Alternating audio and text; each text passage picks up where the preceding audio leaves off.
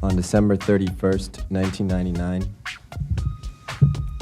my publishing contract with Warner Chappell expired, thus emancipating the name I was given before birth, Prince, from all long-term restrictive documents. I had searched deep within my heart and spirit, and I wanted to make a change and move to a new plateau in my life, and one of the ways in which I did that was to change my name. It sort of divorced me from the past and all the hang-ups that go along with it, as it's been well chronicled in deep dispute with my record label. And which is Warner Brothers, right? Yeah. We had some issues that were basically about ownership of the music and how often I was supposed to record and things like that. I really searched deep within to find out the answer to whether fame was most important to me or my spiritual well-being, and I chose the latter. See, if there's one thing I can say for sure, it's that Prince seemed to know his time was coming. Just days before his death, he posted a photo of himself with a now-deleted caption that read, "Just when you thought you were safe." And during his final appearance at a party at Paisley Park, shortly after receiving treatment and only days before he passed, Prince reportedly told people there, "Wait a few days before you waste any prayers." And eerily enough, that's exactly what happened. Prince died at 57 after being found unresponsive at his Minnesota estate.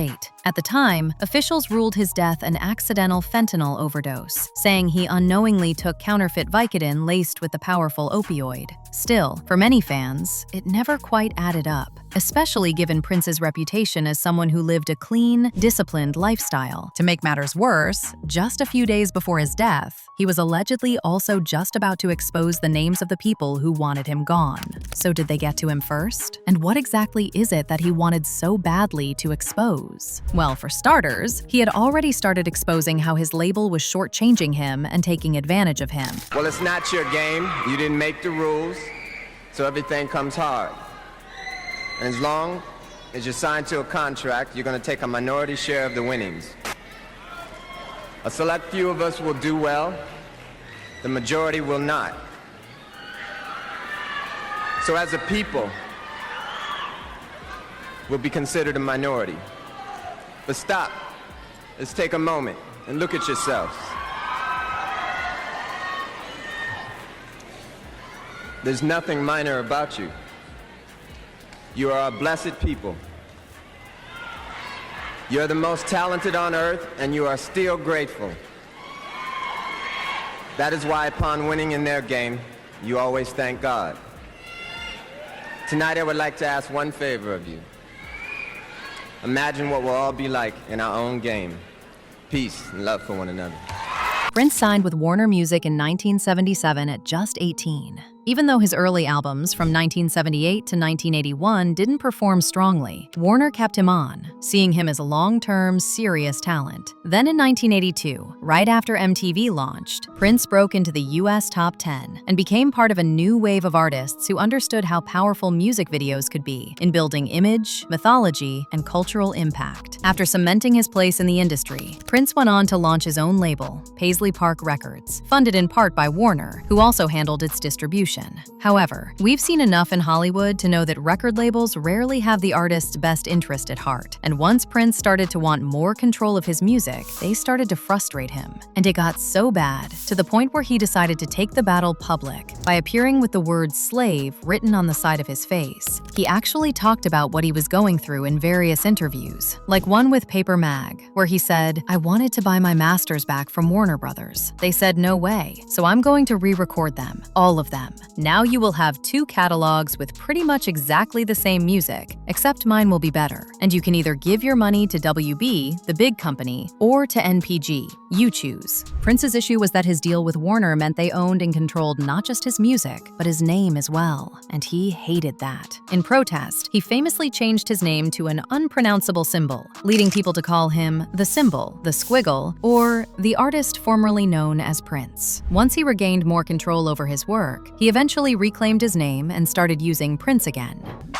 I will now go back to using my name instead of the symbol I adopted as a means to free myself from all undesirable relationships. Well, seemingly, even after Prince got control of his music, he was still being thoroughly frustrated by the elites to the point where they wanted to take him out. Basically, if he was not going to make them money, Prince would not make money at all. According to what has been reported, the only way they could make sure of this was to unalive him, and Prince knew that they were coming for him and reportedly died literally a few days before dropping names. Now, interestingly enough, even before Prince's sister Taika Nelson died, she was talking about how Prince told her he was in trouble just a few days before he died. So, just a few months ago, Taika's family shared the news that Taika had passed on in a post on her Facebook page, which quoted lyrics from Prince's song, "All the Critics Love You in New York." The family also released a statement with regards to the death, saying, "Multi-instrumentalist, songwriter, author, Taika Nelson, Prince's sister, died Monday, November 4th at North Memorial Hospital in Robbinsdale. She is survived by her 2 sons, Sir and President, and 5 grandchildren." In addition, the family statement remembered Taika Nelson as the daughter of Maddie and John Nelson, adding that she was best known as Prince's sister and worked to keep his legacy alive with his fans attending fan and industry events. Yes, there's been talk over the years that Prince and Taika weren't close, but that's actually not true. By most accounts, they were very close growing up. In fact, in a 2018 interview, Taika said she and her brother had a strong bond, and that their parents made it clear Prince was responsible for looking out for her. Wherever he went, she went too. She also shared that Prince quite literally helped save her life, stepping in and getting her into rehab when she was struggling with substance misuse. Save your life and getting you into rehab.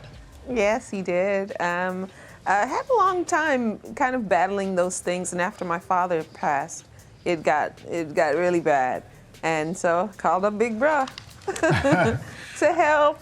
He said, okay, when and where. In fact, when Prince realized that it was almost the end of the road for him, he started preparing Taika for his death. And according to what she said, Prince prepared her for 2 years. It wasn't hard at all. It was a 2-second phone call. He's gone. I had been preparing for 2 years, so I knew that it was coming. What does that mean? He said it a couple of years ago. What would he say? What he said was, I've done everything that I've come to do. So I was crushed for about two years. Taika also recalled the last conversation she had with her brother 4 days before his death, saying, "He kept avoiding questions. I kept getting mad. I felt like, talk to me for 2 seconds. He'd change the subject, make a joke, and then we'd both laugh. A couple of times I said, 'How are you really?' He didn't go into anything with me. That was bothering me, and he knew it was, but that was all he wanted to tell me." So, Taika also knew that Prince was about to be taken out, and whether or not he dropped names to his sister, we may now never know. You know what's even more interesting? The same things Prince was exposing were the very same things Michael Jackson was exposing. This is very important because throughout the years, black artists have been taken advantage of completely. And it's time now that we have to put a stop to this incredible injustice. And like Mrs. Sharpton was saying, people from James Brown to Sammy Davis Jr., some of the real pioneers that inspired me to be the entertainer that I am. These artists are always on tour because if they stopped touring, they would totally go broken. And it's been, the record companies really do conspire against their artists. They steal, they cheat, they do whatever they can, especially the black artists.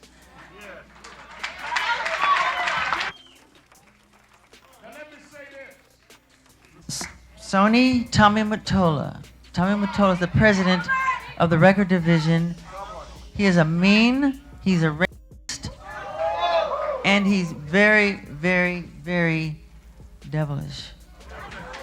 Yes, I know that there have also been talks about how the two were beefing, but contrary to what was portrayed by the media, these two actually wanted the same thing. And Prince was actually one of the people who was affected by Michael's death the most. In fact, after MJ's death, everyone was keen to get Prince's perspective, but he made no public statement. But according to people close to him, he was actually affected. Prince even began including Michael Jackson's song, "Don't Stop Till You Get Enough," in some of his performances. And Tavis Smiley, who was close to Prince, shared what he claimed was Prince's reaction to Michael Jackson's death in a 2016 interview with Extra, and said that when the news came that Michael had died, Prince was in rehearsal at Paisley Park. Prince canceled rehearsals, sent the band home, and for days, locked himself in his bedroom and wouldn't come out, and really didn't talk to people. If I remember correctly, Prince's former bodyguards have also said that Prince and Michael Jackson actually had a private friendship that stayed far away from the media. Apparently, Michael visited Paisley Park several times, where they'd hang out and play games, and they were also known to pop up backstage at each other's shows. One bodyguard even claimed that Michael played the final version of Dangerous for Prince in his private studio before the album dropped, and Prince loved it. According to him, they weren't rivals in real life at all. They were just two guys talking and kicking it like normal friends. They just never showed that side publicly because the media and the industry were determined to keep the rivalry narrative alive. But these two artists just wanted control of their music, and because they both fought for that, based on what has been said,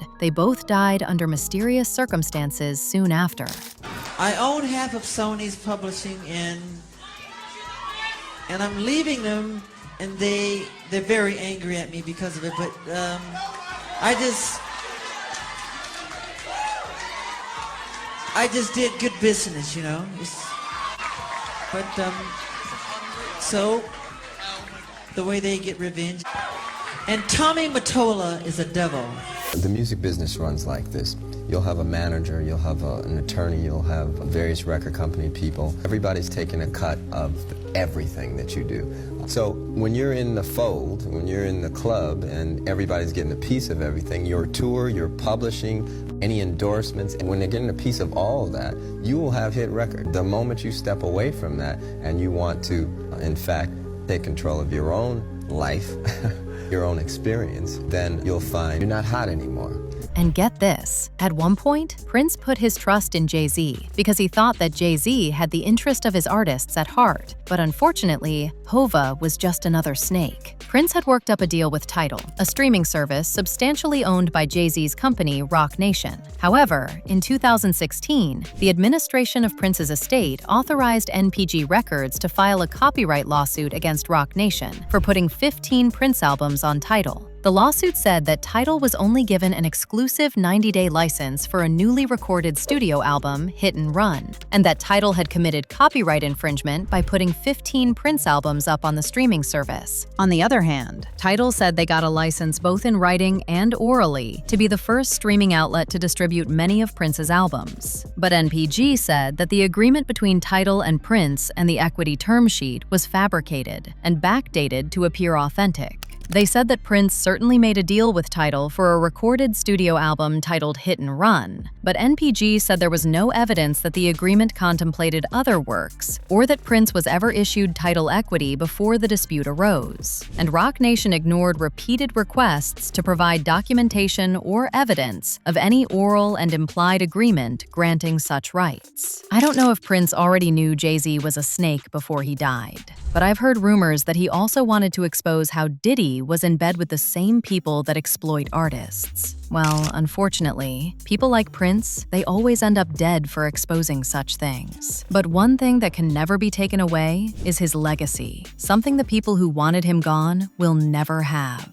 And even as we remember Prince, let me know what you think of the things he was exposing and the circumstances surrounding his death. Which names do you think he was gonna drop? Sound off in the comments section down below.